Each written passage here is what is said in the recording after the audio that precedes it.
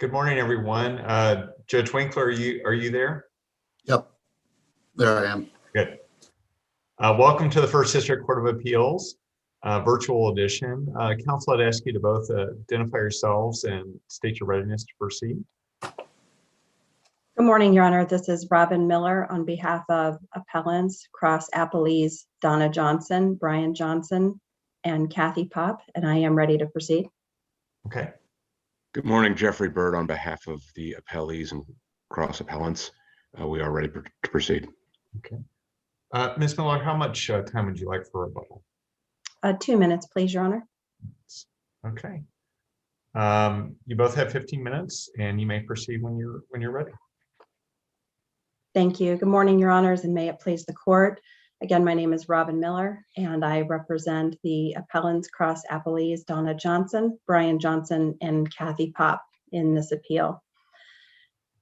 We're here today to really take issue with two claims that the trial court found in favor of Defrin and Defrin Machine, and I will refer to them just simply as Defrin as one. The trial court found in Defrin's favor on an unjust enrichment claim against Donna Johnson and a breach of employment contract claim against Brian Johnson and Kathy Pop. In both instances, Your Honors, the trial court engaged in a sort of bobbing and weaving analysis in order to reach its decisions in favor of Defrin. And while our brief sets out the legal arguments and analysis for why we believe that those decisions were incorrect, we really wanted to use today to underscore and illustrate the fundamental flaws and common sense flaws in the trial court's decision. And we are urging for reversal of the trial court's decision on both of those claims. First, with regard to the unjust enrichment claim against Donna Johnson, the court really need look no farther than revised code 2117.06 to reach the conclusion that that claim is forever barred. That statute. Well, I guess I had trouble understanding your argument with respect to that claim, because certainly that would bar any claims against the deceased husband or the estate. But how would that bar an independent unjust enrichment claim against Ms. Johnson? Sure, thank you, Your Honor. You really have to dig into the trial court's analysis to understand why that statute really comes into play. And in essence, the trial court found that the basis for the unjust enrichment finding was that Mr. Defrin was entitled to those monies because of the contract. In other words, but for the trial court finding that accounts receivable and the Duke Energy check were assets that should have been transferred under that contract, there would be no unjust enrichment claim against Mrs. Johnson. In other words, you're contrasting this with a prototypical unjust enrichment scenario where you confer a benefit on someone and it's unjust for them to retain it. Correct, Your Honor, and that's part of our argument. And in fact, Mr. Defrin conferred no benefit upon Mrs. Johnson. Acro Tool may have, and you really you need to push pause for a second and really understand factually how Mrs. Johnson ended up with any portion, if she did, of the accounts receivable. As those accounts receivable came in, the checks were made payable to Acro Tool. They were deposited in the Acro Tool corporate account. Ken Johnson was the sole shareholder of Acro Tool. 2 years later, Acro Tool was dissolved. And at some point, Ken, the sole shareholder, instructed Donna Johnson to go ahead and make a final distribution out of the corporate account into their joint account. That is the basis for the court's finding that Donna Johnson was unjustly enriched. And I guess the best way I can illustrate the flaw in that argument, Your Honor, is this. I may enter into a contract, for example, with Mr. Bird to buy widgets, and I may pay him for the widgets, but he might transfer them to you. He might give you my widgets. My recourse is not against you for unjust enrichment. Now, I may have fraudulent transfer, I may have other claims, but on unjust enrichment, I have not conferred a benefit on you. Mr. Byrd may have. I did not. My recourse is to go after Mr. Byrd. And for the, breach of and the contract. trial court, did the trial court reject any sort of piercing the veil claim? Yes, it did. Okay. It rejected the claim as to Donna Johnson. It did not address any of the claims against Ken Johnson or the estate. And in fact, the trial court expressly found that any claims against the estate would be barred pursuant to the statute I referenced. So I respectfully submit that when we talk about claims being forever barred as to all parties, including but not limited to devisees, legatees, and distributees, we're not talking about a designated cause of action. In other words, breach of contract claim. We're talking about a claim to those monies. Deffrin's remedy was to open an estate and pursue that claim in the probate court as part of the administration process. And the statute clearly states that if that claim is not presented to the probate court within 6 months of the decedent's death, no payment shall be made on the claim and no action shall be maintained on the claim. So we respectfully submit that that was reversible error that the trial court made. The second part of the flaw with regard to the unjust enrichment claim is the finding itself, both on summary judgment and at the bench trial, that the accounts receivable and Duke Energy check were even an asset that was transferred under the asset purchase agreement.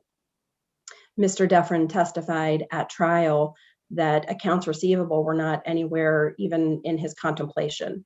Well, but that doesn't really matter so long as they are an intangible asset.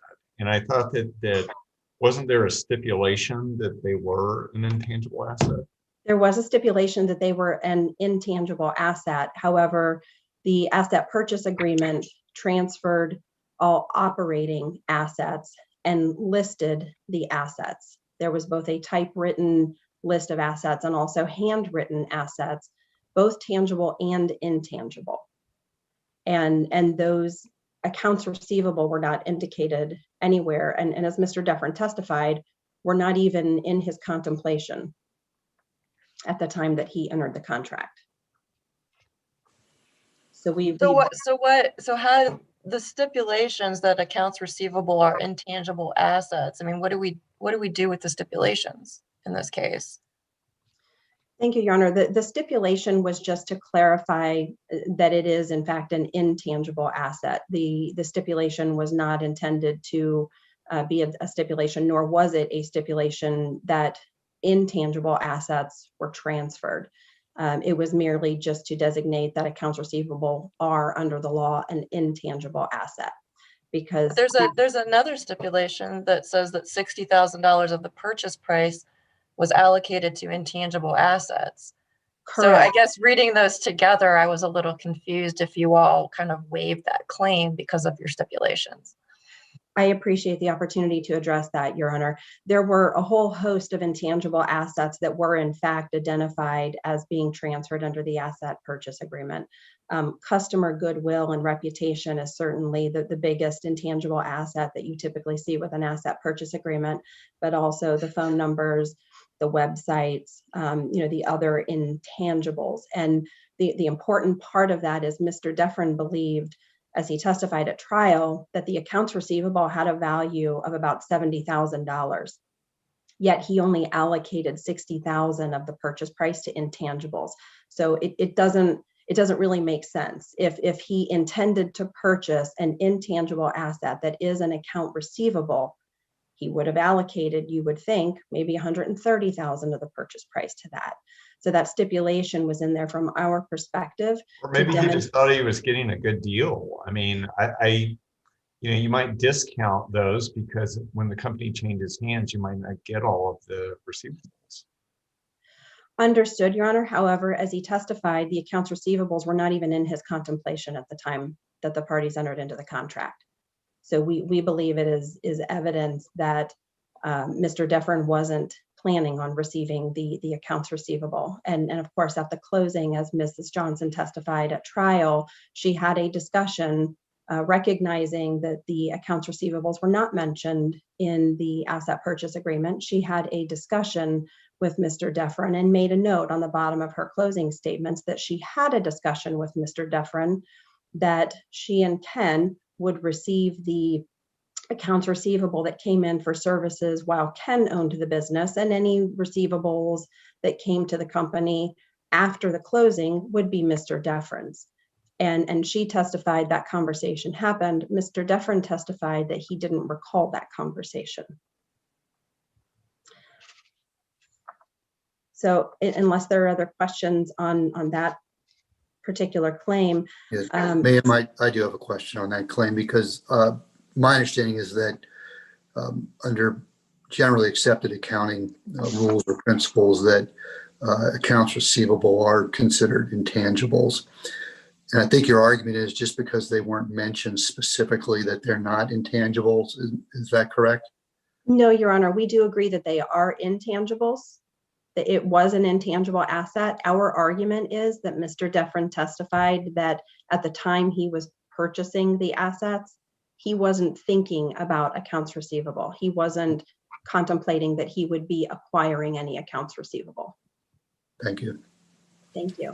And also, Your Honor, that the $60,000 allocation for intangible assets is contrary to the value that he placed on the accounts receivable. If I may move on to the breach of employment contract claim.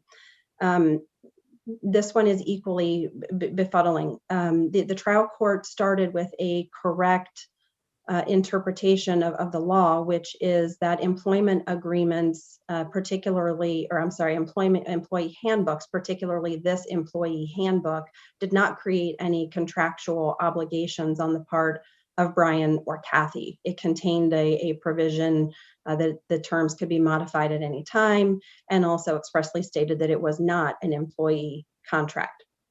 However, the court, despite finding that the employee handbook was not an employment contract, the court then recognized that contracts do carry an implied duty of good faith and fair dealing, and then also noted that some Ohio courts recognize that there is a duty of good faith and loyalty that employees owe to their employers. And so I guess my question is, to stop you right there, do you agree with that part of the court's analysis? I agree with what I just stated, and yes, the court's analysis that some Ohio courts do recognize a duty of good faith and loyalty. I do not believe that all Ohio courts or the Ohio Supreme Court, I don't believe they have recognized that duty, but I do believe that some courts do. And I certainly agree with the court's analysis that the employee handbook is not a contract, and that Brian and Kathy did not owe contractual obligations to Deffren. However, the court then morphed this implied duty of good faith and fair dealing that is implied in all contracts, which we don't have here, and found that Brian and Kathy violated a duty of loyalty owed to Deffren. And that was not a claim that was before the court. The claim before the court was breach of an employment contract, not a breach of duty of loyalty, a common law duty of loyalty. Was the claim before the court on the breach of contract based on the handbook? Yes, Was that was the claim? Okay. the claim was breached. The claim was based on the employee handbook. Yes. Okay. Yes. And Ms. Miller, you're at your time if you want to reserve 2 minutes. Thank you, Your Honor. Thank you. Mr. Byrd? Thank you, Your Honor. Briefly, with regards to their assignments of error, 21-1706 has no application to this case. It is a statute that says you have to file an estate within 6 months, or else you will lose all claims against the estate and any successors. There's no successor liability here. There's no successful claims against the deceased person. We didn't pursue the claims against Kenneth Johnson, his estate, or anyone who may have inherited from him. Donna Johnson was the person who was unjustly enriched, and she unjustly enriched herself. She's the one who took the corporate funds, put them in a different account, and then transferred them from that other account to her own personal account. Well, She unjustly enriched her. there's nothing, I mean, there's nothing nefarious about that. I mean, it came into Acro, it went into Acro's account, and then when Acro was being dissolved, they liquidated that and gave it to the sole shareholder. So I guess I'm still having trouble understanding what your theory of unjust enrichment is.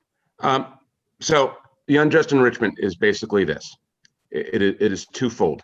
One, she testified that she just used Acro as a pass-through, that she considered the money hers. That Well, but leave that aside, because the court Okay. did not agree with you on any sort of piercing the veil claim. and we're not claiming that she's a party to the APA or the asset purchase agreement. They did find that she didn't know what the contract said, knew that the money properly belonged to the Deffron plaintiffs, and took it herself. Whether she's a part of that contract or not doesn't matter. She unjustly enriched herself with someone else's property. Well, Moreover, that's I mean, not really what they're let's- arguing on the assignment of error. The assignment of error basically says she can't be liable because of 21-1706. And that statute has no applicability to this case. So the well, first assignment of error let's doesn't even say get at the that. money came into Acro, and Mr. Johnson got it and then gave it to me. I mean, would your client have an unjust enrichment claim against me? If she knew that the money was not Mr. Johnson's to give, yes. However, that's not even analogous to the facts here. It's not that Mr. Johnson gave it to her. She's personally knew the money belonged to someone else, and she took it herself using Acro as a pass-through. And she admitted all she did was use Acro as a pass-through. She kept it for herself, knowing it belonged to someone else.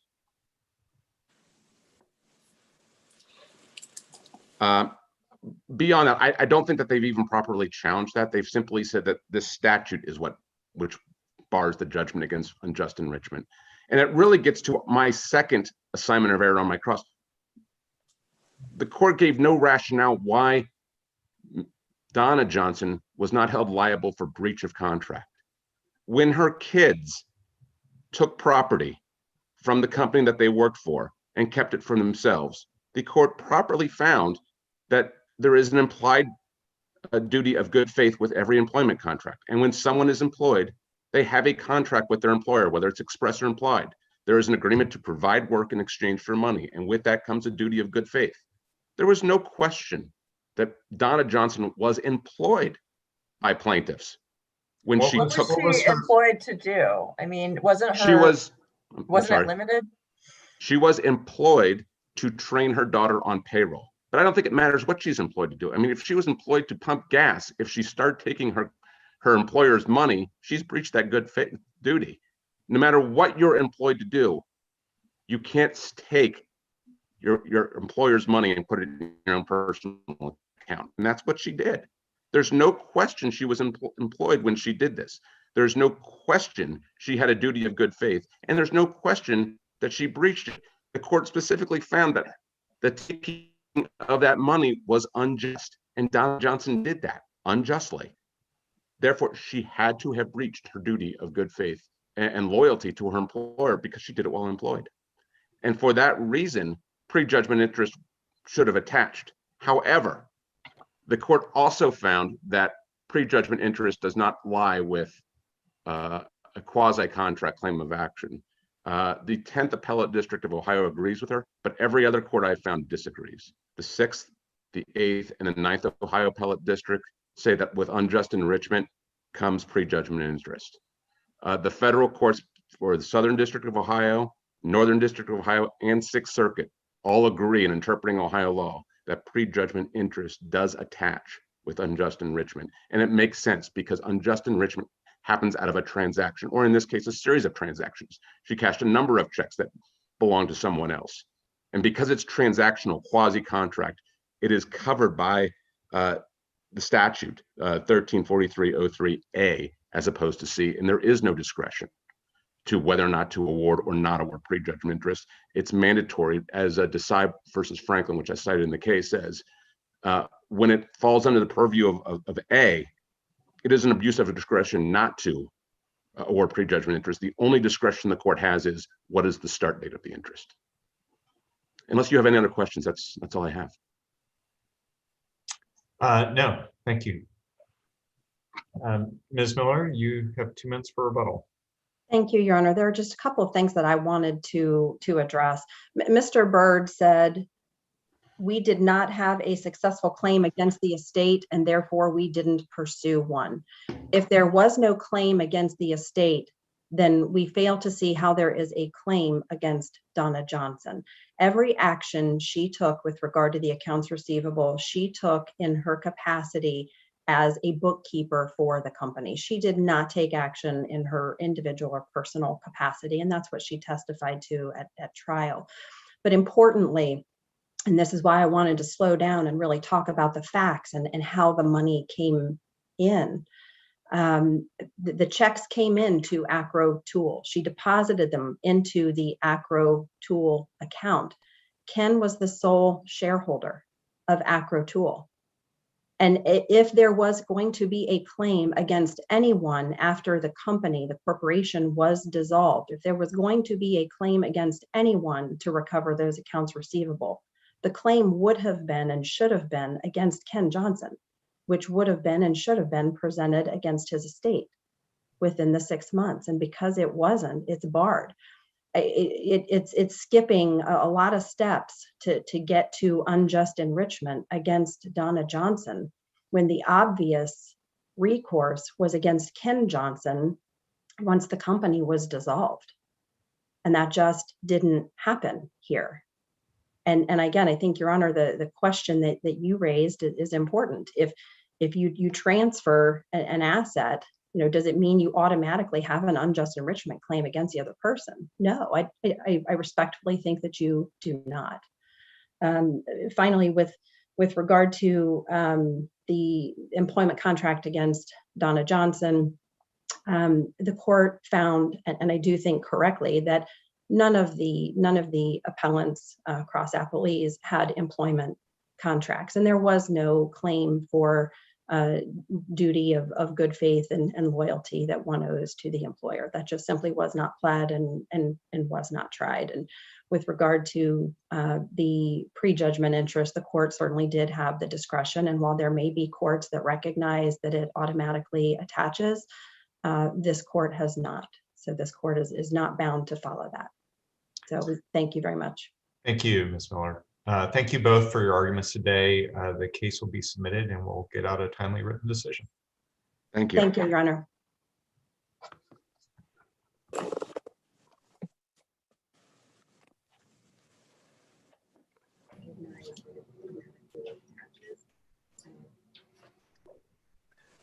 Good morning to you both. Welcome to the First District Court of Appeals. Ms. Moss, how much time would you like for argument or rebuttal this morning? I would like to reserve 5 minutes. 5 minutes. All right, you may proceed when you're ready. Good morning. May it please the court. My name is Jessica Moss and I represent the appellant MH in this matter. Here, Officer Rebuttal grabbed MH's wrist in less than 20 seconds after coming in contact with her.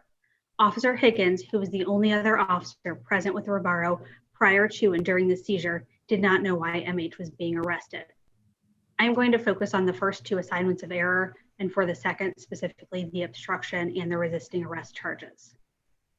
As to the first assignment of error, the juvenile court erred in denying MH's motion to suppress because there was no lawful basis to arrest MH.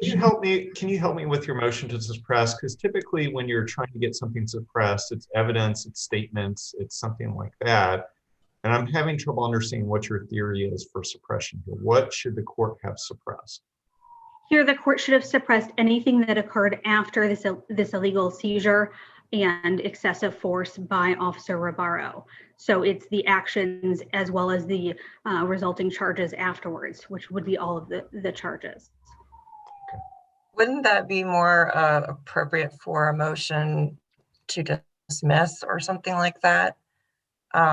Because you're really just challenging the elements of the offense, right? That what she did didn't constitute a crime. We're challenging not only the elements of the offense, but as for specifically the motion to suppress the fact that there was this illegal seizure and excessive force, anything that flowed after that excessive force should be suppressed through the exclusionary rule. So it's essentially both. Here, the moment where Officer Rebuttal grabbed MH by the wrist and took her to the ground, this is what turned into the illegal seizure. There was nothing that happened before this wrist grab that would have elevated this for probable cause to arrest. This was only a report of trouble with a customer in a store. Can I ask a question on that real quick? Yes. My understanding is that there was information that MH threw candy or something, and there was some sort of assault allegation. So wouldn't there be probable cause to arrest based on the assault that was alleged? Officer Higgins made it very clear. So Officer Higgins and Officer Rebuttal were the only two there for the arrest. Officer Higgins made it very clear that it was only a report of trouble with a customer. There was no indication in the dispatch that he and Officer Rebuttal received that there was any allegations of anything being thrown or any indication of any sort of violence. It was simply Well, how did, trouble with customers. there was a description given of her with like the white sweatshirt and red hat or something. How did they get that description? So the description was part of the dispatch. It was trouble with a customer, as well as the description of her being in a, I believe, white coat and red hat. But that was it. There was nothing else about what may have happened. So where did that come from? Where did the information, because clearly there was some information that at least one of the officers had that there was an assault alleged. Where did that come from? That came from Officer Baird, who had not relayed that to Officer Higgins and Rebuttal until after MH was already on the ground with Officer Rebuttal laying on top of her. Okay. Here, and I implore this court to go frame by frame in Officer Higgins' video. And if you do that, you will see that at the moment that this wrist grab happened, MH was stopped, standing still, facing both of the officers in the middle of asking what this was all about at the point where Officer Rebuttal grabs her wrist. There was no reason for this wrist grab at this point. In looking at whether... Let me ask you, Ms. Moss, are you suggesting that just assume that there wasn't probable cause to arrest and it was an investigatory stop? Are you suggesting that officers aren't permitted to handcuff somebody during an investigatory stop? We have to look at the totality of the circumstances as to whether or not the seizure is reasonable. And here it would not be. MH was again stopped, standing still, facing the officer and talking to the officer. And given that Officer Higgins and Officer Rebuttal only had information this was trouble with a customer, in terms of looking at the severity of the crime was minimal. There was no actual crime that they were investigating. And the officers weren't facing any immediate threat. This was a teenage girl holding folders in her hand, stopping, talking to the officers. The officers weren't prevented from asking questions or conducting investigatory stop. It was this point that this wrist grab happened where it turned into more. Additionally, Was the wrist grab, remind me on the testimony at trial, was the wrist grab and the handcuffing because of to investigate, or was that the arrest? Was she being then arrested for obstruction of official business? Like why was there a wrist grab? That's what we don't know. We don't have Officer Rebuttal here to testify. He was the officer, again, that grabbed her wrist, and he not only wasn't there to testify, but was facing his own criminal charges at the time. And that's the problem with the fact that he wasn't there to explain why this wrist grab happened or why he arrested her. Officer Higgins didn't know why her wrist was grabbed or why she was arrested. Additionally, on the resisting arrest, does the officer have to say, I'm putting you under arrest in order to trigger one of the elements for resisting arrest, or can you infer something from the circumstances? Officer doesn't necessarily have to say you're being put under arrest, and you can infer from the circumstances, but here we have her asking what this was all about when Officer Rebuttal grabbed her wrist and then took her to the ground. Other officers then held down her feet, and she was eventually carried to the police cruiser in the air. Here, at the point where this wrist grab happened and she was taken to the ground, there was no indication of why any kind of arrest was happening. So she would not have had knowledge of the fact that she was being arrested. What about the investigation? Did either of the officers tell her? I mean, I couldn't see it from the video, but was there any testimony that they explained about what they were investigating? I mean, did she at least know that? At no point did she know why they were investigating before she was taken to the ground. Officer Higgins' testimony was that no commands were given before he had gotten out of the vehicle. So in terms of even at the suppression hearing and at trial, that was the consistent testimony. I thought Higgins testified that the arresting officer told her to come here twice before he grabbed her wrist. Am I mistaken in that? So in terms of at the suppression hearing and at trial, there are two different issues. Where at the suppression hearing, obviously hearsay could come in at that point, but the statement of come here was sustained by the trial court in terms of being hearsay, although later relied on by the trial court to support these charges. But at the point where, even if this court were to allow those statements by Officer Rebuttal of come here to come in at trial, MH was standing in front of Officer Rebuttal. So even if she didn't come, a few steps in front of him, she was still standing in front of him. There was nowhere for her to go, nor is that clear of what he was asking her to do. Here, as to the obstruction charge, we have to look at the fact that immediately before this wrist grab, no actions from MH happened. So she's asking again, why, what is going on when Officer Rebuttal grabbed her wrist? She also didn't intend to hamper or impede Officer Rebuttal before this wrist grab, nor did she actually succeed in hampering or impeding him.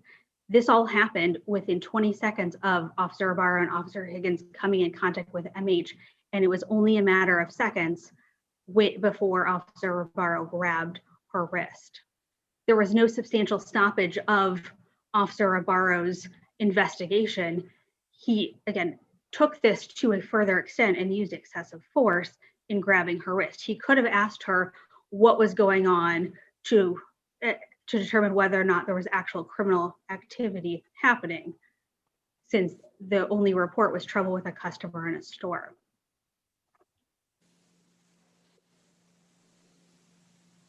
Initially, the court looked at any of the actions that occurred by MH after this wrist grab, but any actions taken after can't be used to support the initial wrist grab in order to have obstruction of official business. As to the resisting arrest, this all again comes back to what happened in those few seconds when the two officers came in contact with MH. There first must be a lawful arrest in order for MH to be charged with resisting arrest. Additionally, the fact that she wasn't told why she was being placed under arrest is also an issue. However, if this court were to determine that this was not only a lawful arrest, but also that she resisted, a person can resist unlawful excessive force by an officer, and it's an affirmative defense to that. So all of those elements have to be present, and they were in this situation. For that reason, Ms. Moss, you're at your time if you want to reserve 5 minutes for rebuttal. Thank you, Your Honor. For that reason, we would ask that this court reverse the trial court's decision. Thank you. Mr. Havlin. Good morning, Your Honors. Counsel, may it please the court. Alex Havlin on behalf of the state. I guess I'll start. I guess echo some of the questions regarding the motion to suppress argument here. And as I said in my brief, the issues here that are argued in the first assignment are that Officer Rebuttal did not testify and excessive force. So as I say in my brief, and I contend again today, I don't see much of an argument against the stop itself. That's not been argued at any point below. It was brought up in the reply brief. So if that's going to be argued, I'm happy to talk about the appropriateness of the investigatory stop. I just wanted to clarify. Well, that. I guess was it an investigatory stop or was it an arrest? So it switches, and I think we're conflating a lot of things too. I think, and that it's getting kind of confusing. at the initial point of the stop, it was an investigatory stop based upon the dispatch that was received. Once the Low House case, once an investigatory stop is obstructed in some fashion. Well, how was it obstructed? Because she was just standing there on the sidewalk as the officer approached her. I think the facts around that are he says to come here at least twice. That it's in the video and it's also testified to by Officer Higgins. So I'm not sure in the reply brief it says that's not in the record anywhere. Once he says come here, she does not. She stands stationary. The other two juveniles that she's with are nearer to the cruiser. He explains, again, this is in Officer Higgins' body camera as well. He explains that he's there to talk about the store. It's kind of muffled, but I heard it. And then once, I guess I'm also confused. I assume the wrist grab is now what we're talking about for when the investigatory stop, I guess, stopped and it turned into an arrest. Well, the wrist grab, what I'm trying to understand is if the wrist grab was part of the investigatory stop, because that goes to Judge Winkler's question of whether it was appropriate to go ahead and handcuff her as part of this investigation, or was the wrist grab him arresting her? And then what was he arresting her for? Right. So it's not, my position is that the wrist grab is not where the arrest begins. To Judge Winkler's point, you absolutely may handcuff someone during the course of an investigatory stop. Anytime? I mean, there's no limit? I think if the situation calls for it. So But again, don't you have to have a concern for safety? I think in this case you could have one, and I think that's why he's asking her to come here. There are two officers and there are three juveniles. The other two juveniles are near the cruiser. He's saying come here, she does not. We don't know at the point when he grabs her wrist if he's just trying to shepherd her closer to the cruiser so that the two officers can see all three of them, because she immediately starts to drag him down the street further. So that's what it's my, I guess, position or theory of the case, that at the point of the wrist grab, this isn't when he's decided to arrest her. I believe it's reasonable under the circumstances still during the investigatory stop to move the defendant closer to where he was asking her to come. Once then she turns away from him, and then as you watch the exhibit, drags him further down the street. I think that's absolutely an affirmative act that's hampering his ability to conduct that stop. So he was arresting her for obstruction of official business, not for the alleged assault that occurred at the Family Dollar. Correct. That's my position. And also, I mean, I think there's discussion about, we don't know. He didn't testify as to why he was arresting her. Officers aren't deemed to testify in matters with legal certainty anyway. So he could have testified and said, I was arresting her for an assault or a theft or whatever. It doesn't. I just want to make sure I understand, because I thought in your brief that the state took the position that the arrest began when the officer grabbed her wrist. Or are you saying that's not the case now? I just want to make sure I understand. I don't believe it does. I think that can be part of the investigatory stop, as Judge Winkler pointed out. There are other stops where minor detentions are allowed in these stops when the circumstances call for it. And I think in this case, it's appropriate. And the reasoning is because there were three juveniles and it was for officer safety. Is that? I think that's something that could be. Sure. Yes. I mean, I think that's, the other two juveniles are nearer the cruiser than the defendant. And I think it's certainly reasonable that Officer Rabari would say, come here, so that he and Officer Higgins would be able to see all of them. But you wouldn't say that in any investigatory stop, an officer can handcuff a person, right? No, but I think in this, all of these are case by case basis. In this one, I think it shows the extent after the wrist grab to which they moved down the street, I think it just shows that it was reasonable. And we may be conflating in that point the excessive force argument and the investigatory stop. I don't think, and again, this is why I pointed out that the basis for the stop wasn't really argued previously, so we didn't really discuss it much. No, not in every case, but in some, it's appropriate. Courts have held that the use of handcuffs does not equate to an arrest.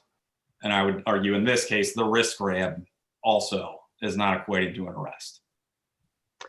And so let me make sure I understand your the theory for the obstructing official business. Is that simply her refusal to approach the officer when he says, come here? No, I think it's also not the pulling away. Well, I think the pulling away when he grabs her wrist. Yes, I think that can be part of. Well, but I guess at that point, I'm trying to understand the distinction between the resisting arrest and obstructing official business, because they seem to collapse upon themselves. Resisting arrest is including an up to a defendant's transfer to a jail. So, I mean, we could go, everything that happens in the back of the cruiser can be the basis for resisting arrest also. It doesn't, I mean, it's a course of conduct that I think took approximately 10 minutes. So when she's on the ground and putting her hands under herself, that's resisting arrest. I don't think they both exist in that finite period of time. I cited it, and I don't recall the name off the top of my head, but the case in my brief that says it's including the transport to jail or in this case, a juvenile detention facility. I mean, this is kind of the problem with these cases. So in Low House, you saw it was the fleeing, and I guess the fleeing of these two minors is a cleaner distinction between where the investigatory stops and where an OOB starts. Granted, I think that is probably easier to understand. I think in this case it's messier, but it's no less. There's sort of an escalation that happened that I guess is a cleaner break if someone just flees. But I think the same principles can apply. Well, and so then that begs the next question. If when he grabs her wrist, it's part of an investigatory stop, when does it morph into an arrest? I don't know that there's a distinct, I mean, it was my understanding at some point that what was complained about largely was the balance displacement maneuver. I would argue, I mean, at that point, she's not under arrest yet. I mean, I think the arrest has begun. I don't know. But I think it matters, because when we talk about resisting arrest, we need to know at what point she's actually being placed under arrest, so we know what we're considering. Yeah, I think a good place would be once they're on the ground. I don't know that these are dynamic situations. So had she, and a lot of things we're kind of guessing at what could have happened or what may have happened. But I think once she's certainly seized once they're on the ground, even though she's not yet handcuffed. And I think she's resisting at that point.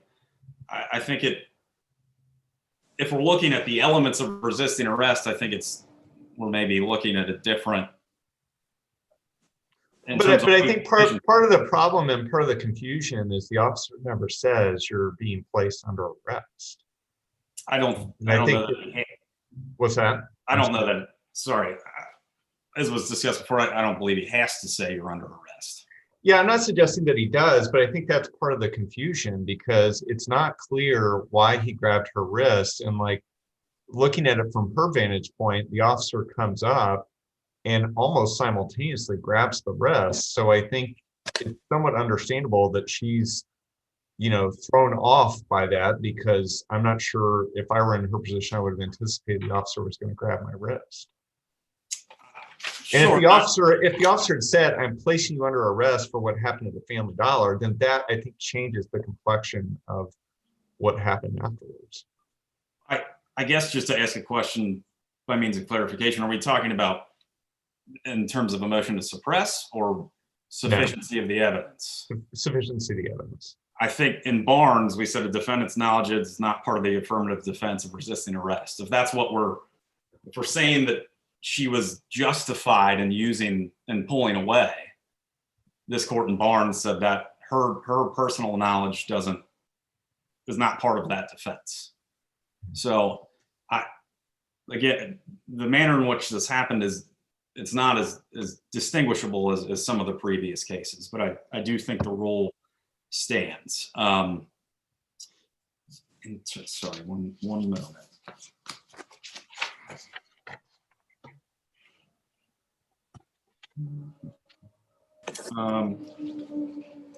Your Honors, if there are no more specific questions, I think I'm comfortable just submitting on what I filed in my brief. Again, assuming that the motion to suppress argument isn't one discussing, the reasonable suspicion for the investigatory stop. Judge Krause, did you have another question? Or? No. I Okay. don't. Thank you, Mr. Havlin. Thank you, Your Honor. Ms. Moss, your rebuttal. Ms. Moss, you're not challenging that this was a proper investigatory stop, are you? No, I'm not. Okay. Argument is that it went from being an investigatory stop to the point where this wrist grab happened, that it essentially became an arrest and excessive force being used. But also with the state's argument, again, we are trying to assume what may or may not have happened, but it's the state's burden to prove, not only for the motion to suppress, but also for the resisting arrest, that there is a lawful arrest. We can't presume what Officer Ribeiro was thinking at the time that this wrist grab happened that turned into an arrest. And that's the problem with him not being there to testify, not only at the suppression hearing, but at the trial. And there's no other officer that can testify as to what that basis was when Officer Higgins and Officer Ribeiro were not provided any other information about what happened at the store, other than that there was trouble with a customer in a store. Additionally, we can't assume that Officer Ribeiro thought that there was any concern for his safety as to why he may have grabbed MH's wrist. When looking at these totality of the circumstances, not only the wrist grab, but then the eventual laying on top of this teenage girl and having multiple officers carry her to the police cruiser was certainly excessive and more than what was needed to determine whether or not something was happening at Family Dollar, which was the basis for this investigatory stop. Additionally, the reference to Barnes, while a person may not have to say what, officer may not have to say what the actual charges are, here she doesn't know why this is happening, and she's trying to ask, what is going on? What is this all about? And instead of answering her, Officer Ribeiro then grabs her wrist. For all of these reasons, I would ask that this court reverse the trial court's decision, as the charges should have been suppressed based on excessive force, and there wasn't sufficient evidence of all of the charges. Thank you. Thank you. Thank you both for your arguments this morning. The case will be submitted and we'll get out of time.